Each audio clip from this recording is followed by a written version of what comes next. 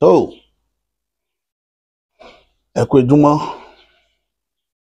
ẹ kú bójọjọ́ ti rí káàkiri tìbútòrò ibikíbi tí ọwọ́ ọjà ètò ìbá ti bá yín. A kí yín pé ọpẹ́ ní fọ́lọ́run ọba tó ní ìkápá ọlá, alágbára lórí ohun gbogbo, ọba tó lè ṣe ohun gbogbo, ọba jípọjọ́ kúdà. Elédùmarè adúpẹ́ lọ́wọ́ rẹ o. Àwọn nẹ́pà múnádé, adúpẹ́ lọ́dọ̀ Ọlọ́run ọba. Tó Ọlọ́run ọba Elédùmarè, ìwọ lọ́ba àjíkẹ́, ọba àjíkẹ́, ọba afẹ́nifẹ́re, ọba àjùwàpè, agbenimọ́dẹ̀yìn, afúnimọ́ṣèrègún, ọba alógunlọ́lá, aníyìnlẹ́yẹ, ọgbọgba tí gbára àdúgbò, abọ́ ọgbọ̀gbọ̀ tí fi yọmọ ẹ̀ nọ́ọ̀fìn.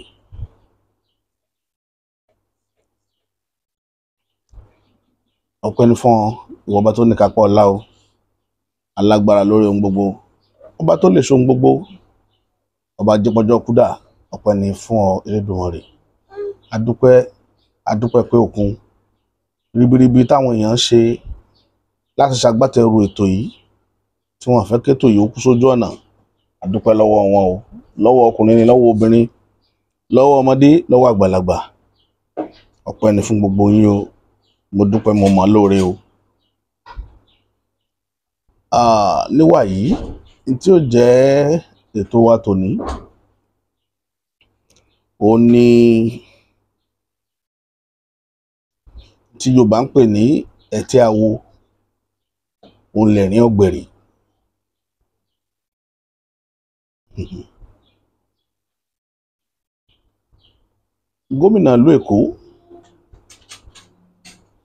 Gómìnà ìlú Èkó, ọ̀gbẹ́ni Babájídé Sanwó-Olú,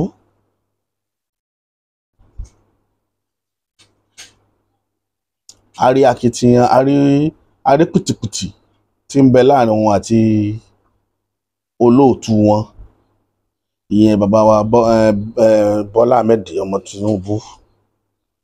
Pìtìpìtì yìí bí ṣe ń jà rìnrìn lọ́wọ́, kọ́lọ́run ọba Elédùmarè kó bá kó sí wọn láàrin, kó fi jẹ́ káàrin wọn kó túbà kó tó tùṣẹ́ padà. Ara àwọn nǹkan tá a sọ pẹ̀lú bàbá Bọ́lá Ahmed Tinubu nù. Bàbá Bọ́lá Ahmed Tinubu, Ọlọ́run ò dá wọn lẹ́dàá tó ní ìdáríjì tí máa dáríjìyàn látọkàn. Torí ẹ̀ ọ̀pọ̀lọpọ̀ tí bá ń sọ̀rọ̀ àwọn èèyàn understand ẹ̀. Yorùbá máa ń lùlù kan, wọ́n ní mọ́ròrò òkúròrò ikú ìyànjọ́ mọ́ròrò. Bàbá Bọ́lá Ahmed Tinubu rorò, wàláì bàbá rorò púpọ̀ jù. Tẹ́dá bá dẹ̀ rorò, ìṣubú wọn a máa ní agbára. Torí gbogbo tí wọ́n máa rò ní pé gbogbo ọ̀nà làwọn fi jàre. Even Yorùbá máa sọ nǹkan kan pé téèyàn bá ń jàre gan gbogbo ìgbà, máa kíyèsára. Tó o bá fi gbogbo ọjọ́ ayé rẹ̀ jàre gbogbo nǹkan, tó pé tó bá jà ìwọ lọ ń jàre, máa tó kíyèsára. Ìkíyèsára wọn múni délẹ̀ rírì. Ẹ wo ìjà bàbá wa Awólọ́wọ̀ àti ẹsẹ̀ Lakítọ́lá. Ìjà tí wọ́n tiẹ̀ tún yàtọ̀, tá a bá fẹ́ dárúkọ ọ̀dàlẹ̀ ń bẹ̀, èyí ò rojú ọ̀dàlẹ̀ gidigbe.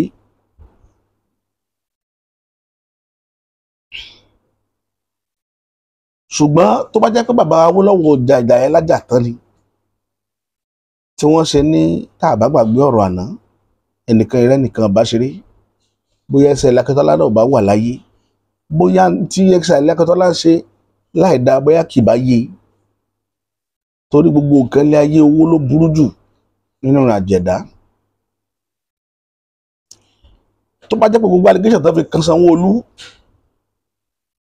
allegation yẹn jẹ́ níwò. Sanwó-Olú ò ṣe tó dáa o, ìyìn ló ṣe tó dáa. Ṣùgbọ́n bàbá Bọ́lá Ahmed Tinubu, mọ́ròrò òkúròrò ikó yàn jọ mọ́ròrò. Tọ́rọ̀ bá débi tọ́rọ̀ wà yẹn, èèyàn wà jẹ̀nú.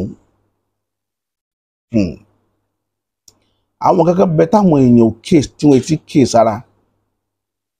ìfún tọ́lọ́run bá mú ọ nígbàkejì rẹ̀ pé ìwọ tó dún ìgbàkejì mi ní ọlá tòní tó wá ń dá kelúkelú tí ìdákelúkelú rẹ̀ wá lárinrin gan tó o bá kíyèsára látara bẹ̀ èèyàn ó ṣubú tọ́lọ́run gbọ́ tó padà lẹ́yìn èèyàn. Irú ẹ̀ ló ṣe Mósè. Òkúròrò ni Mósè ṣùgbọ́n ẹni tọ́lọ́run fẹ́ ni.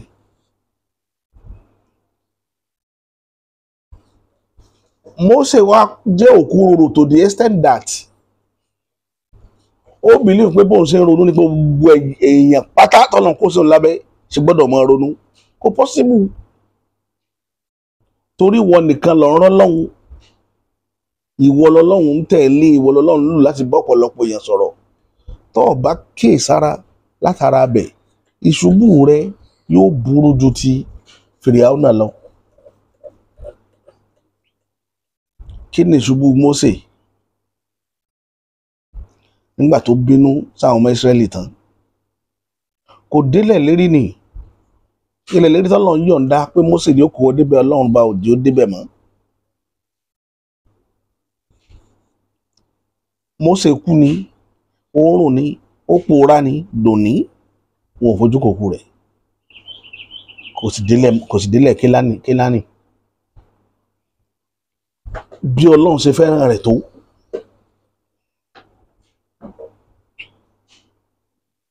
Ìdí nìyẹn ẹ̀kọ́ ni gbogbo tó ti ṣẹlẹ̀ ní ìṣáájú táwọn èèyàn máa ń rí nínú ìwé ni àbí inú ìtàn ni tá a fi sọ pé ìtàn pípa láti má jẹ́ kéèyàn ó ṣubú ni kì í ṣe pé ìtàn wà fún láti fi dàlúrú àbí láti fi bà yé àwọn èèyàn jẹ́ ṣùgbọ́n kéèyàn wọ́n bá ṣubú ọ lọ wo kí ni ìṣubú àwọn aṣáájú òun nìtàn ṣe wà. Kí ni ìṣubú àwọn aṣáájú òun nìtàn ṣe wà. Ìbàrẹ̀ Elédùmarè Bàbá Bọ́lá Ahmed Tinubu ẹ nídìí káwọn èèyàn dúró tì kí wọ́n bá yín sọ̀rọ̀ ẹ ń gbé àwọn ìgbésẹ̀ kan tó lágbára bíi tọlọ́hun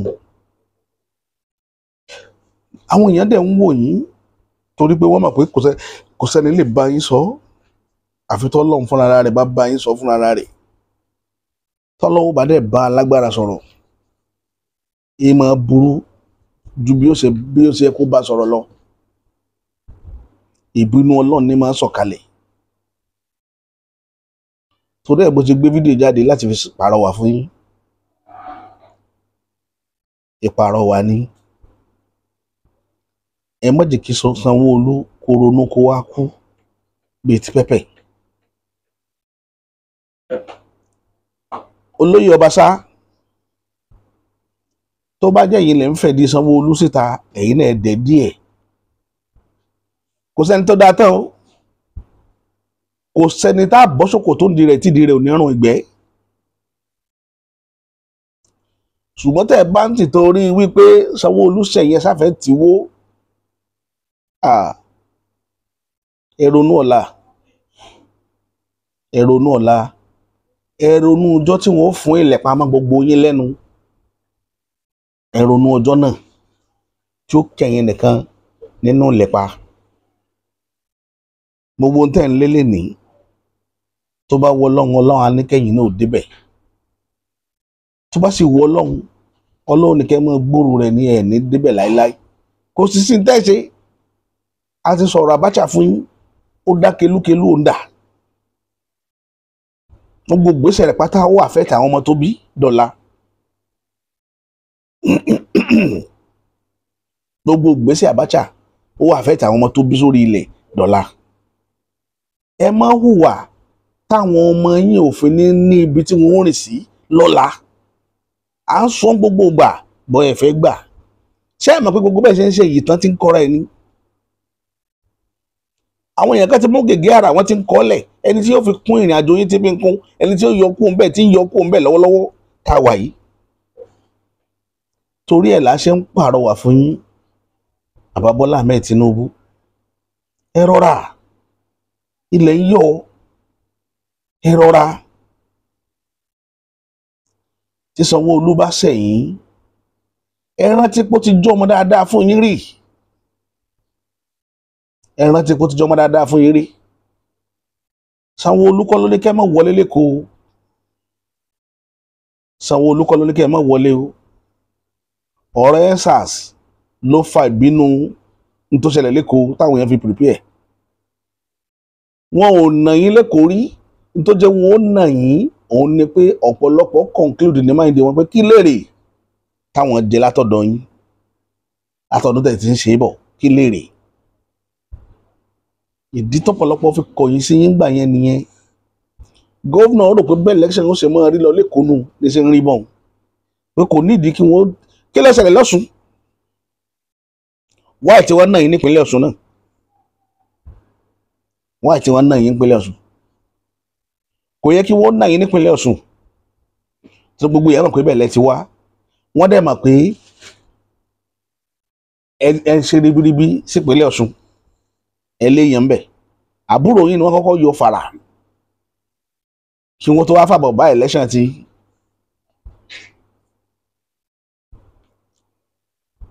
Ní country home yín wọ́n náà yín bẹ̀. Torí ẹ̀ la fi sọ fún yín pé tẹ́ bá ti torí pé bóyá Sanwó-Olú mọ̀ jẹ́ kí election yín ó lọ bó ṣe lọ yẹn ni ẹni tó bá rò bẹ́ẹ̀ ìka èèyàn ni ènìyàn ò láròjinlẹ̀ àwa la mọ̀ tó ṣẹlẹ̀ election bó ṣe lọ ni rí nǹkan tó ṣẹlẹ̀ ní Kòròdú rí nǹkan tó ṣẹlẹ̀ l'Álìmọ̀ṣọ́ ni wọ́n gbẹ́nu lé yín l'Álìmọ̀ṣọ́ díẹ̀ lẹ́fi nà wọ́n l'Álìmọ̀ṣọ́ díẹ̀ kínkínní tí ò ṣẹlẹ̀ rí tí Sanwó-Olú ló wà fà á. Ẹ̀yin ló yẹ wọ́n ní ẹ̀yin ló yẹ kẹ́ pàwàdà. Ẹ ṣe dáadáa sáwọn èèyàn.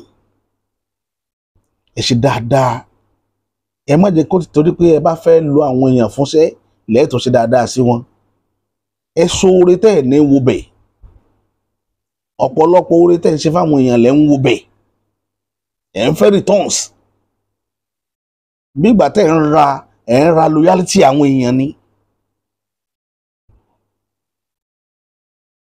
Ẹ ń ra loyalty àwọn èèyàn.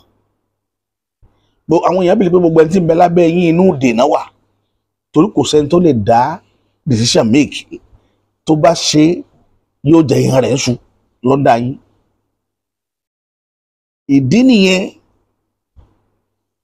tó fi jẹ́ pé gbogbo àwọn tí ń tẹ̀lé yẹn pátá betrayer ni gbogbo wọn torí kò sẹ́ni tó fẹ́ dọ̀ lórí òróòró bá ti ń tẹ̀lé yín. Everybody wọ́n ń sá kíjokíjo pé kò wọ́n má ṣe mistake ká má gbé gbèsè tí ó dàbí ìbínú yín.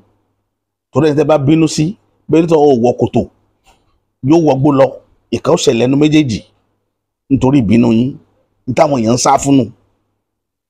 Tẹ́ ẹ bá wá rẹ̀ èèyàn pè yín kán sòdodo ọ̀rọ̀ fún yín kán tójú ẹlẹ́sẹ̀ mẹ́sàn-án yín kà á ẹ rò pé tẹ́ ń ṣe ẹ̀yin ní the best person lórí òkè èpè. Bàbá ìmọ̀ràn tèmi nù. Ẹ dúró kẹ́gbọ́n ní táwọn èèyàn sọ ń pa yín ní tó ṣẹlẹ̀ pẹ̀lú kéèsì Sanwó-Olú lórí ọ̀rọ̀ ọmọbìnrin tó ṣẹlẹ̀. Ìdààmú Sanwó-Olú àwọn EFCC ti mú obìnrin tí wọ́n pè ní ọ̀rẹ́ ẹ̀ yẹn o. Wọ́n ló ti lóun ò jẹun o. Wọ́n ló ti ní bó jẹ́ 20 ọdún làwọn EFCC fi ti òun mọ́lé lọ́dọ̀ wọn òun ò ní jẹun kankan níbẹ̀. Aisha Ashimogu obìnrin oníṣòwò kan tí wọ́n ní olówó ńlá ni tí àwọn EFCC sì ń fẹ́ mọ ibi tó ti rí owó ẹ̀ gan-an ni. Àwọn EFCC ti kéde lóṣù tó kọjá pé àwọn ń wá a. Àmọ́ kó tó di pé wọ́n kéde yìí obìnrin náà ti tẹ ọkọ̀ létí ó ti wà ní London. Bóyá nítorí pé ó ti ń fi mí fílẹ̀ ló ṣe ráyè fọ́n dànù ní o àbí òun kàn rin ìrìn àjò tiẹ̀ lọ ni kò sí ẹni tó mọ pàtó ẹ̀. Ohun tó ṣàṣẹlẹ̀ ni pé lọ́jọ́ tí àwọn EFCC yóò fi kéde pé àwọn wá yìí ó ti jáde nílùú ẹran ti lọ àkẹ́ ẹ̀. Síbẹ̀ náà àwọn EFCC kò dákẹ́ nínú ọ̀rọ̀ ẹ̀ nígbà tó sì di ọjọ́ 28 oṣù kẹrin yìí ilé ẹjọ́ gíga ìlú Àbújá kan pàṣẹ pé kí obìnrin náà yọjú kíá kó fara ẹ̀ hàn fáwọn EFCC kó má di pé wàhálà tó wà nínú ẹ̀ yìí kò ní tó rògbòdìyàn tí yóò kọlù tí kò bá yọjú. lóbìnrin náà bá ro ọ̀rọ̀ ọ̀hún pápápá ló bá ní ikú tí ìbá pa ni tó bá ṣe ni nífìlà kéèyàn máa dúpẹ́ ni pé òun yóò yọjú sí EFCC àmọ́ kò sọ fẹ́nìkan. Aisha ọmọ Kogi tí wọ́n pè ní ọ̀rẹ́ Babájídé Sanwó-Olú tí í ṣe gómìnà Èkó yìí ò jẹ́ kí ẹnikẹ́ni mọ̀ pé òun bọ̀ wá sílé. Ó ti rò pé kí òun kàn wọlé wẹ́rẹ́ kí òun sì gba ọ̀dọ̀ àwọn EFCC lọ ni.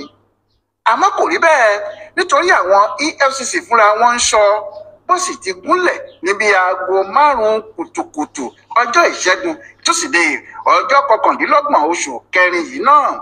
Bẹ́ẹ̀ làwọn ẹrú ikú gbá a mú. Àwọn EFCC gbé wọ́n sì ní kò lè lọ síbì kankan àfi kó nìṣó lọ́dọ̀ àwọn.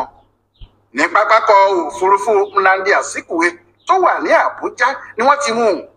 Òun pàápàá kò sì lè rò pé irú ìkíni káàbọ̀ bẹ́ẹ̀ ni yóò máa dúró de òun. Àwọn EFCC gan sọ pé bí àwọn kò bá mú bí àwọn ṣe mú yẹn, bó bá tún délé tó yí èrò ọkàn ẹ̀ padà pé òun kò ní wá rí àwọn mọ́ ńkọ́, pé ohun tó jẹ́ kí àwọn mú lọ́wọ́ kan tí àwọn rí nìyẹn, kó tètè máa bọ̀ ní ọgbà àwọn níbẹ̀ kí àwọn yanjú ọ̀rọ̀ náà kí gbogbo ohun tó ń rùn nílẹ̀ kó kúkú tán pátá. Àmọ́ kò jọ pé ọ̀rọ̀ yìí yóò ṣe é yanjú bẹ́ẹ̀ torí ọ̀rọ̀ obìnrin náà ti wé mọ́gi, ó wé mọ́ kùkùté, ó sì wé mọ́ ọ̀pọ̀lọpọ̀ ìtí. Ọ̀pọ̀lọpọ̀ sùúrù ni EFCC yóò ṣe kó má wàá di pé tí wọ́n bá ní kí wọ́n bẹ́gi wọn yóò bẹ́ èèyàn mọ́. Ọ̀rọ̀ obìnrin tí wọ́n ń pè ní Aisha Ashimugu yìí bí ìgbà pé òun ló fi ọwọ́ ara ẹ̀ fa àwọn wàhálà yìí ni o.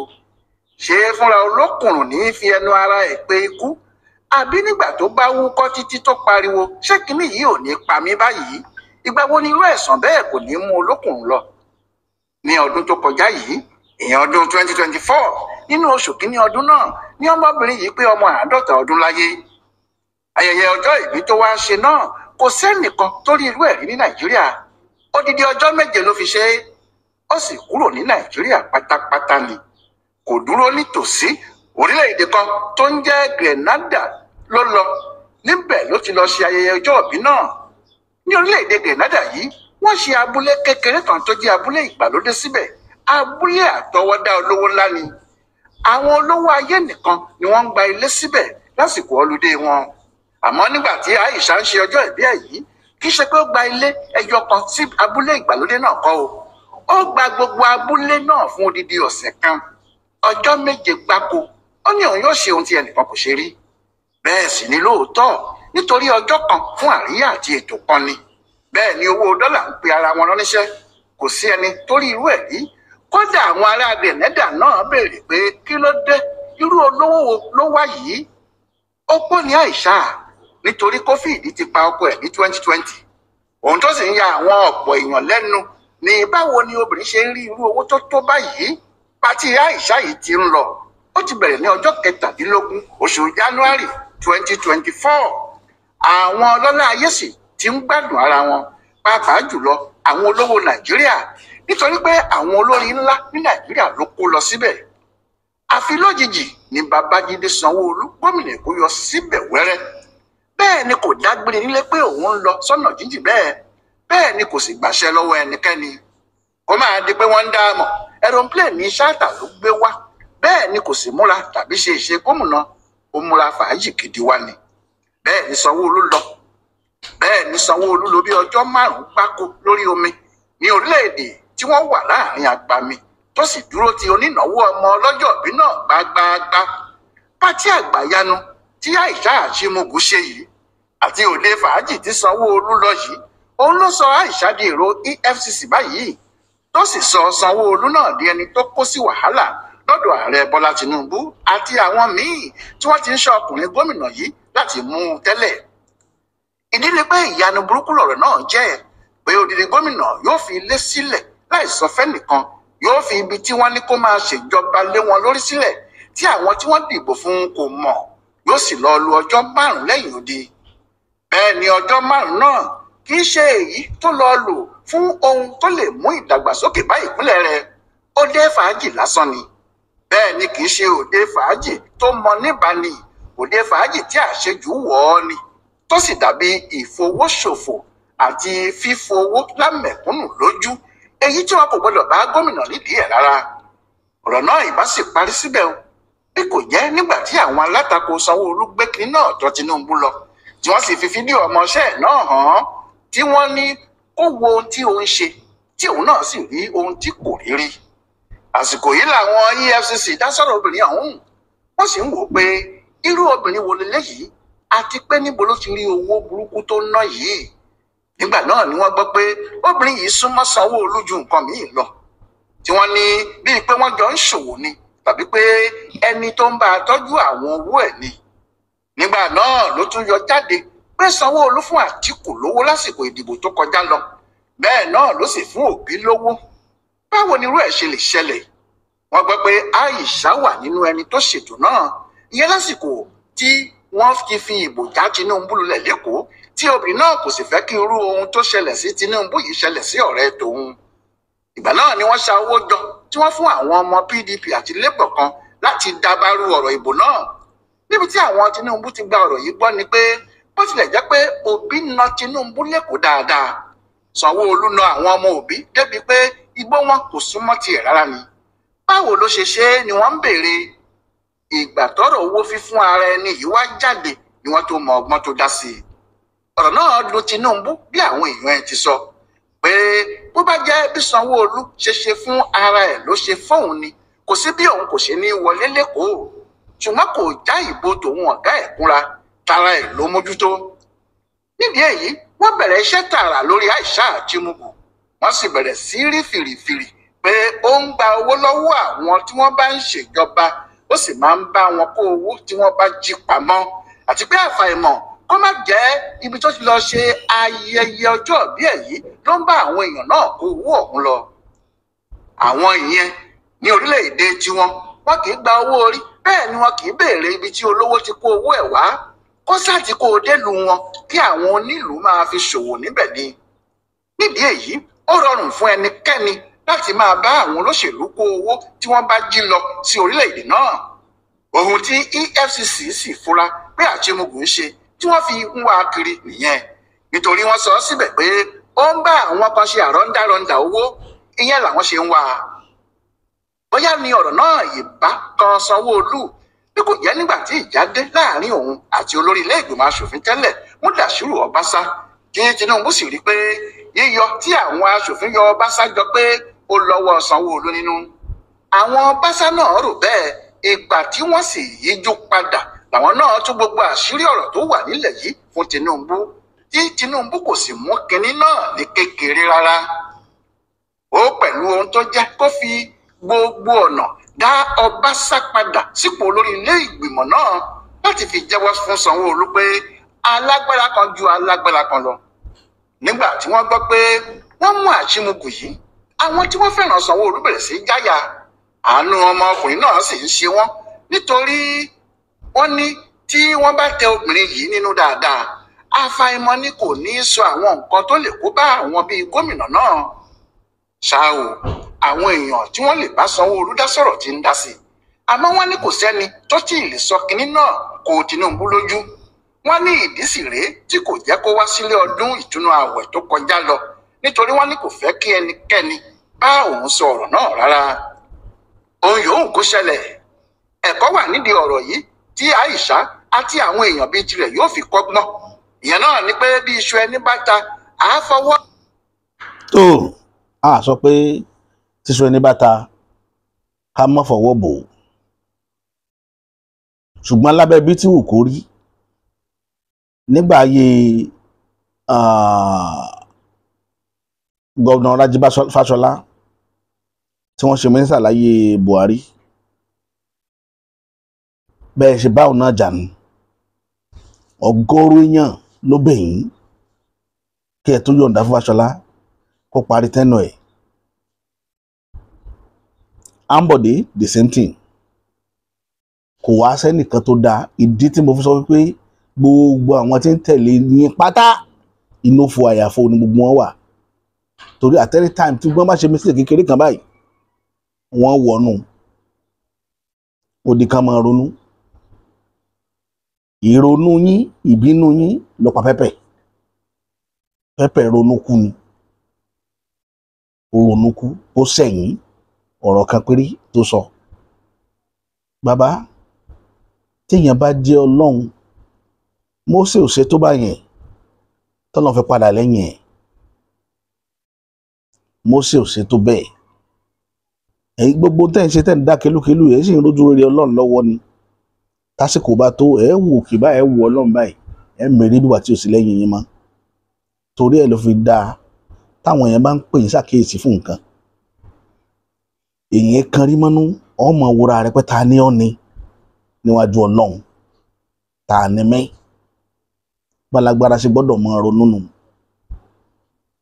Ìyẹn ò jù báyẹn lọ lórí Tápà mi báyìí. Táwọn èèyàn bá bẹ̀yìn ẹ gbọ́ o, èmi ò ní sọ jù bẹ́ẹ̀ lọ.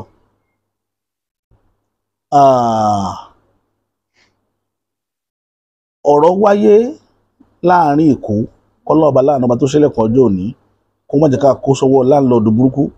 Tẹ́lẹ̀ bá sọ̀rọ̀ ọ̀rọ̀ nílé àtilẹ̀ aṣọ ọlọ́ láìpẹ́ yìí. Kéèsì kan ṣẹlẹ̀ tí máa fi fọ́nrán rẹ̀ hàn yín. Ọmọbìnrin kan tó rẹ́ǹtì ṣọ́ọ̀pù, ó rẹ́ǹtì big shop tó tóbi, ó dẹ̀ tún ṣe, ó náwó sí gan, ó ná bíi $5 million ló fi túnbẹ̀ ṣe. Onílé ti gba owó rẹ́ǹtì, wọ́n ti gba owó agreement and commission lọ́wọ́ ẹ̀. Ẹni tó gbalé yóò sá túṣì lé ní level tó fẹ́ fi ṣe business. Ìyẹn bá túṣì lé up nígbà tí kì í ṣe bàbá onílé gangan, bàbá onílé ti kú o, ọmọ tó jogún lé ni wọ́n rẹ́ǹtì lé lọ́wọ́ rẹ̀ o. Ọmọ tí wọ́n jogún lé ló bá yarí wípé òun ò fi lè rẹ́ǹtì mọ́. Ẹ ti gbọ́rú ẹ̀ rí. Ó mà gba ilé padà lọ́wọ́ ọmọ yẹn pẹ̀lá gidi tó di wàhálà gidi, ṣùgbọ́n ọmọ yẹn wá rí pé ilé yẹn ló wọ̀ lójú torí pé òun ti tún ṣe. Ó ti rẹ́ lómi tí ó rẹ́ǹtì ẹ̀. Gbogbo tó ọmọ yẹn ṣe síbẹ̀ pátá ọmọ yẹn ó tú ilé yẹn kanlẹ̀ ló bá sọ díjà pé ó bà léhùn jẹ́. Màá fi fídíò rẹ̀ hàn yín nínú bíi. Ẹ̀kọ́ kan tí mo fẹ́ kó yé gbogbo àwọn tó nílé nìyẹn lẹ́kọ̀ọ́ tẹ́ ń fi lé rẹ́ǹtì. Kì í sọ ọmọ yẹn nìkan ní irú ẹ̀ ṣẹlẹ̀ sí. A lot of people ló ti pass through nǹkan yẹn. Èmi tí mo dúró yìí náà pass through ẹ̀ rí. Ní 2012 òun ló sọ mí dèrò ẹni tí ń wáṣẹ́ kiri. Mo ti bìlí pé kò sí ti ń jẹ́ àǹbá yẹn ṣiṣẹ́ má láyé mi. Èmi náà gbọ́dọ̀ dá dúró ní kí n máa dáṣẹ́ ṣe. Mo rí ibì kan mo bá rẹ́ǹtì ẹ̀. Mo sanwó. Agreement tó wà láàrin wa ni pé annually màá máa san 500,000. That was around 2012. Ẹ wo kí ẹ máa san 500,000 fún yẹn gbà yẹn lórí business space. Ibẹ̀ ní car wash, ó dẹ̀ ní small bar tí mo ń operate gbà yẹn.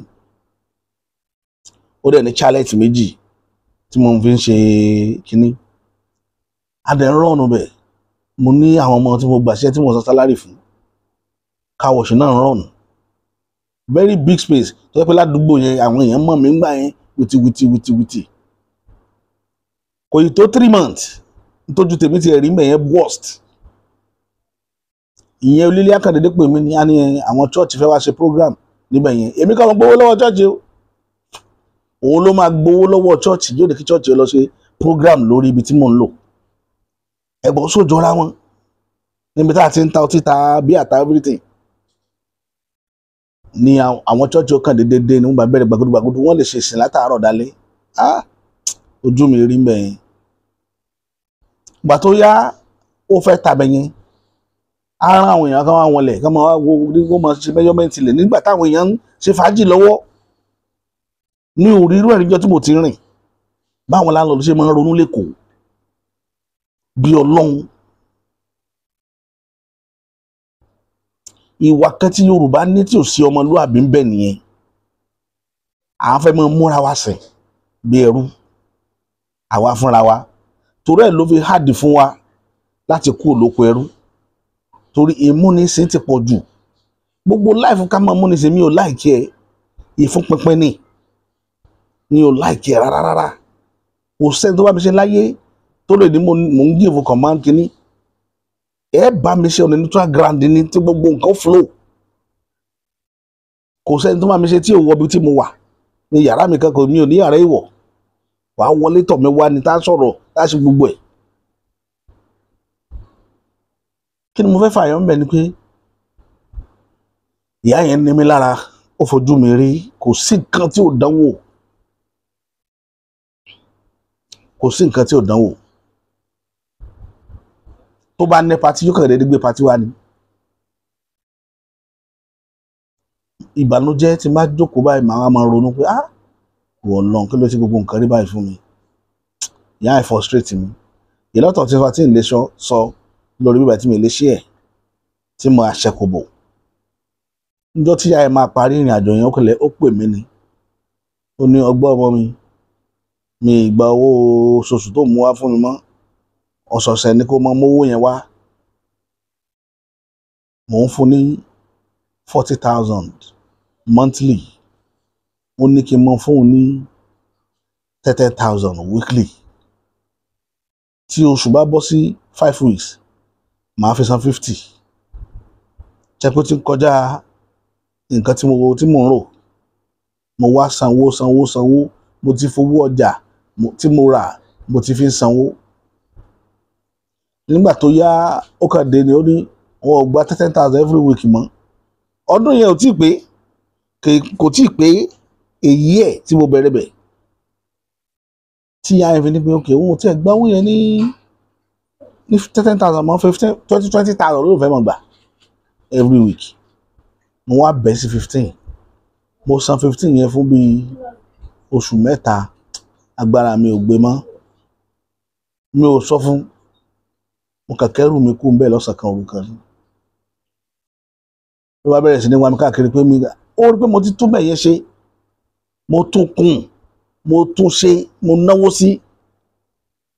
Níbẹ̀ àwọn olè tún jí mi ní nǹkan gbogbo tẹlifíṣàn tí bá rà síbẹ̀. Pé kí n máa fi ṣó bọ́ọ̀lù wọn ò ní jó pẹ́, wọn ó jí. Tẹlifíṣàn tó túnbọ̀ ya mọ́ lọ́la tó kó bọ̀ mo tún rà, wọ́n tún jí. Láyé Samsung Series 5 plasma TV tó ṣẹ̀ṣẹ̀ jáde nígbà yẹn tó tún tí mò ń sanwó díẹ̀díẹ̀ fọmọ Ìgbò wọ́n jí gbé lọ. Kan tí ojú mi rí ń bẹ̀ yẹn láyé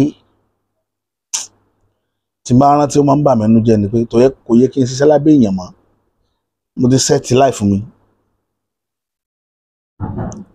Mo ṣe dẹni tó yẹ pé mo wá lọ rẹ́ǹtì 2 shops tó lè gbẹrù mi. Gbogbo crate tí mo rà ń bẹ̀ ibẹ̀ mi kó crate débẹ̀ ibẹ̀ mo ti ra gbogbo crate tí mo fi ń ṣiṣẹ́.